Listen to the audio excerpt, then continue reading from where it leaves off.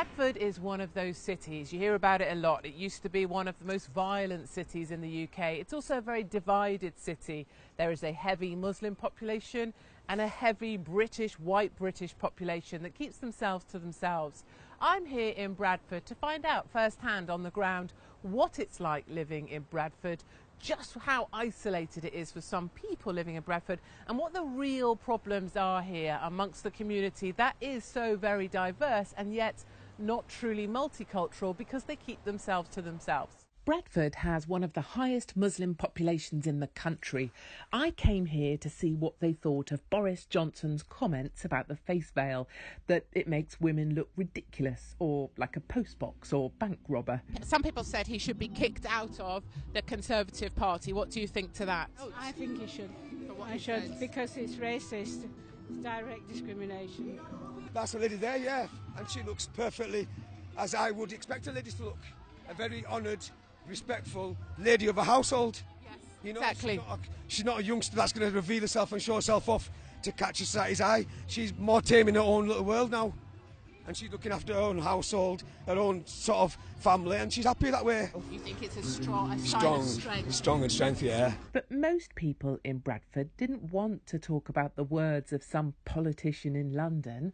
They have far more pressing concerns, more real worries, much closer to home. So that was one of the things I was going to mention, was the grooming.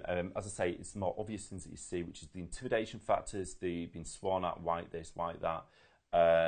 Clearly looked down upon, which, you know, sticks and stones, shrug your shoulders. White? Yeah, white piece of shit, white trash, white, you know, white, whatever, white bastards, white motherfucker, excuse my language, but, no. you know, it's just what you get called it's where you get called in the street. There's certain areas, as I say, if you drive along there, where I used to live with their mother, I was told when I moved to that area, you do not go to Lorcombe, you do not go to,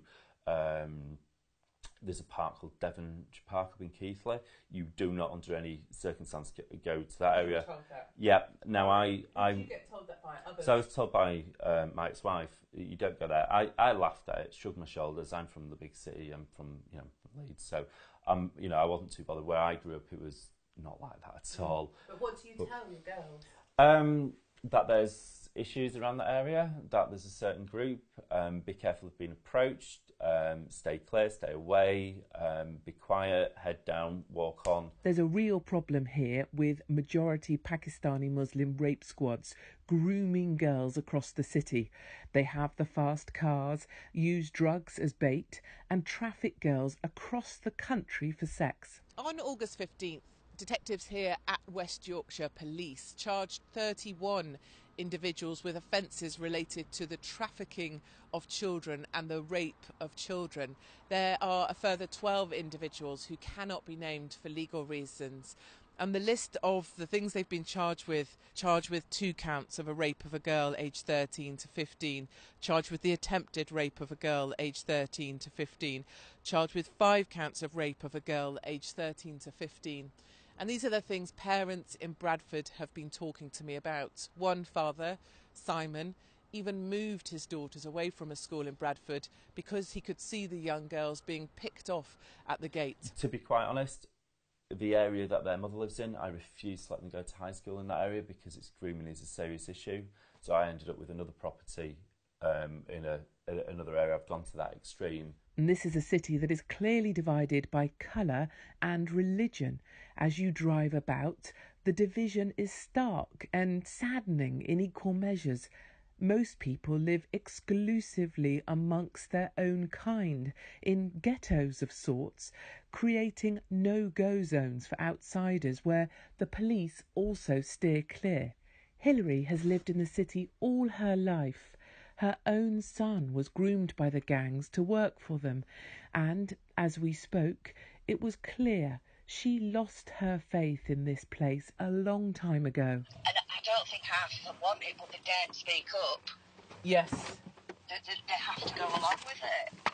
Yes, exactly. It's almost like it's become, I don't know, it's almost as if, having spoken to a number of people, Hilary, it's almost as if people have become more militant in how they expect their people to be, or their women to be. Certainly there seems to be a a very moderate group of Muslims that live in Bradford and want to live happily just like you do, just like other families do that I've met. And then there's a much more hardcore, extreme bunch that seem to be very demanding and want to be very harsh about the way that they're living as Muslims in Bradford. You know, I mean, I've worked with Asians that have, you know, that openly said they hate Britain, you know, they hate our values, you know, we will succumb to... I worked with a senior social worker. She was an African Muslim, and she said that, you know, Islam will take over.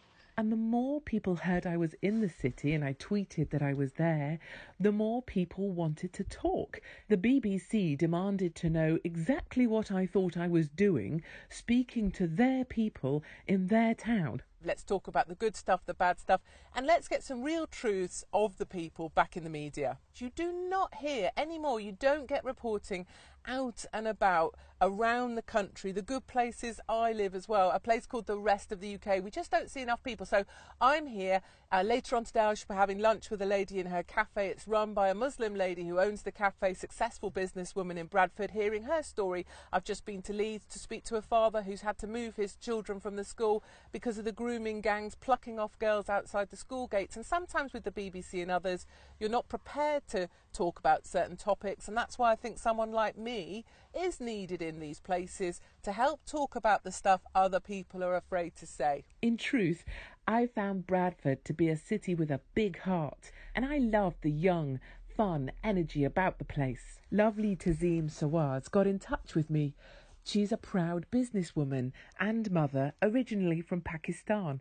She's recently opened a new cafe in a local church, creating honest Pakistani food that tastes just like home. She invited me to share time with her at her business, run by women and putting females first. So when we got your Just Eat order in that we had, then was that your son that came and picked it up and delivered it? Yeah. So they really are supportive, aren't they? Yes. That's so nice. I love that. So you can see we're busy. I try to run our Really business. good. Trying to make an honest living. When do you have a holiday? I don't. At the moment, I'm dealing in this 7 days a week because it's new. So I'm trying to build my business up. So I'm prepared to sacrifice my time to see the reaps of my rewards. Yeah. But away from the happy stories of positivity and success, there is a dark truth in this city. The number one problem, prioritised by all the people I met and spent time with, is drugs. It's a weird idea, isn't it? Sort of West Yorkshire, this place known for its kind of old farming communities, its industry, its mills, its whatever. That the number one industry now in Bradford is drugs. Drugs. There's a serious drug problem in Bradford, and that reflects on people who are staying at these types of accommodation. Yeah. There's probably 20-30 places in Bradford that provide temporary housing. Yeah. And the heroin problem is major. You found them all coated in needles, really, didn't you? I went to... I got on this phone. I went to a room about 4 weeks ago. You got a picture of I it? bet there was... I think that might have somewhere. I'll try and find it. We'll try and see if we can get it together. There was around 200 needles in there. On the floor of your room? One girl. You're not your room. Well, in the hotel. In one of the rooms that you are responsible and own. Yeah. 200 needles. Yeah. And it's happened several times with different people. If you hang around, say, a car wash, for example, and I don't mean the hand wash, I mean, you know, you will see the cars are always pristine, all these hire cars, because they go through that many bloody car washes, because they meet people, they jump in the car and then go through the car wash, and remarkably, this guy gets out and off the trot, so a deal's being done. So the deal's done in the car wash? Yeah, it's just done kind of passing, whatever, whilst nobody can see.